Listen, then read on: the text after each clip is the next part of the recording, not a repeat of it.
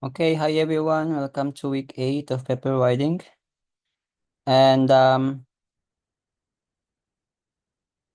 this week we're gonna talking about how to build your research significance. Um, I'm gonna just keep telling you this. That the plan is I'm going back by the end of this week. So hopefully we can meet in person next week in week 9 and have midterms because midterms supposed to be in week 8, but I switch it with week 9 because I'm not there yet, right? So in week 9, we will meet in person and have midterms. Hopefully, that's the plan. And okay, let's start. How to build research significance. Kayak kebermanfaatan dari penelitian kamu itu apa? Signifikannya apa? The importance of the research you do. Pentingnya penelitian yang kamu lakukan. Be more specific about who can be benefited from the research you're doing. Lebih spesifik siapa saja yang bakalan menerima manfaat atau mendapatkan manfaat atau bisa mengambil manfaat sebanyak mungkin dari penelitian yang kamu lakukan. And then explain how your research can be beneficial for those people who read the research. Dan jelaskan bagaimana penelitian ini bisa berguna, bermanfaat bagi mereka yang membaca penelitian ini. Okay, I don't really have a lot of slides for this week. It's just gonna be this one and the other one. So just basically that. So in commonly, the risk significant will be orienting into the teachers because we're doing this research in education realm, right? Jadi biasanya signifikannya bakalan merujuk ke teachers karena kita penelitiannya dalam ranah bidang ilmu pendidikan dan seringkali kelas, seringkali meneliti students, ya kan? Atau meneliti teachers. Jadi manfaatnya pasti ke teachers. Atau bahkan mungkin bisa ke students. That's why I put and or students. Tapi biasanya paling banyak itu penelitian-penelitian pendidikan itu merujuk ke ini akan bermanfaat untuk teachers. Biasanya seperti itu.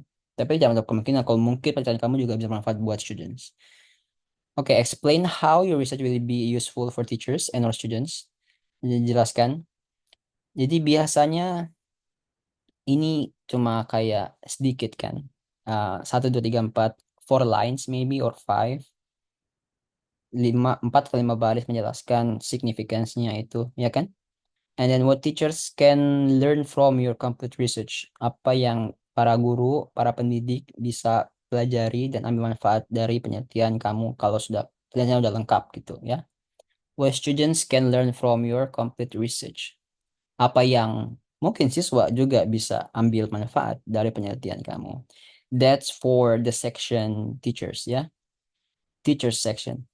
And section other researchers, biasanya itu kan untuk teachers, other researchers, and then practically, theoretically di akhir ini. Oke, let's talk about this first. For other researchers. Jadi kamu sebagai peneliti bakalan melakukan suatu penelitian dan penelitian itu pasti akan bermanfaat buat peneliti yang lainnya. Oke, explain how your research will be useful for other researchers for future research. Jadi lebih ke para peneliti di masa depan. Para peneliti di tahun, contoh kamu bikinnya tahun 2025 selesai.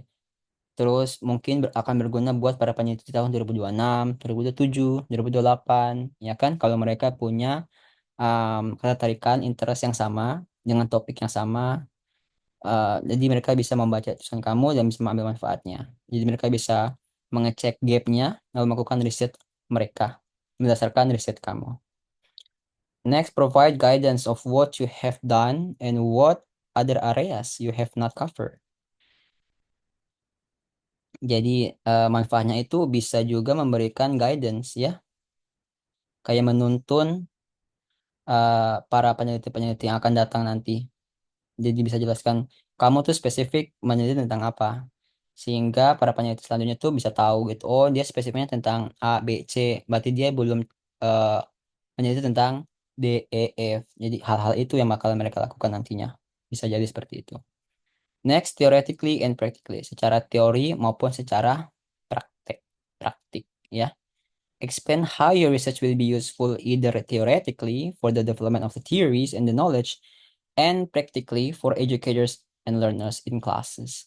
Jadi kita bisa dua gitu ya.